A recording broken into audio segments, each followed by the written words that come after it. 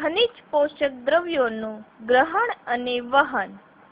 વનસ્પતિઓ હવામાંના carbon ડાયોક્સાઇડમાંથી carbon અને oxygen મેળવે છે, જ્યારે હાઇડ્રોજન પાણીમાંથી મેળવે છે. આમ છતાં તેઓની બાકી રહેતી પોષણની જરૂરિયાત તેઓ ભૂમિમાંના ખનિજ દ્રવ્યોમાંથી મેળવે છે. આમ મૂળ દ્વારા પાણીનું નિષ્ક્રિય શોષણ થાય છે, ખનિજ દ્રવ્યોનું નહીં, કારણ કે ખનિજ દ્રવ્યો વીજભાર ધરાવે છે અને તે કોષીય પટલમાંથી પસાર થઈ શકતા નથી. ભૂમિમાં રહેલા ખનિજ દ્રવ્યોની સાંદ્રતા મૂળમાં રહેલા ખનિજ દ્રવ્યો કરતાં ઓછી હોય છે. આથી ખનિજ દ્રવ્યો હંમેશા સક્રિય વહનથી શોષાતા હોય છે, જેને માટે એટીપી સ્વરૂપે શક્તિની આવશ્યકતા રહે છે.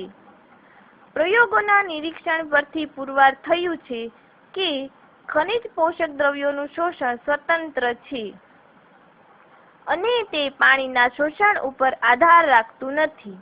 બીજી તરફ ખનિજ દ્રવ્યોનું શોષણ સંકેન્દ્રણ ઢોળાસની વિરુદ્ધ દિશામાં થાય છે. મૂળ રોમના પટલમાં ચોક્કસ પ્રકારના પ્રોટીનની હાજરી હોય છે. ભૂમિમાંથી પંપ આયનો સક્રિયપણે અધિસ્તરીય કોષોના કોષરસમાં વહન પામે છે. અંતઃસ્તરના કોષોના રસ સ્તરમાં ઘણા વાહક પ્રોટીન્સ આવેલા હોય છે, જે કેટલાક પોષક દ્રવ્યોને પટલમાંથી પસાર થવા દે છે, પરંતુ બાકીનાને નહીં.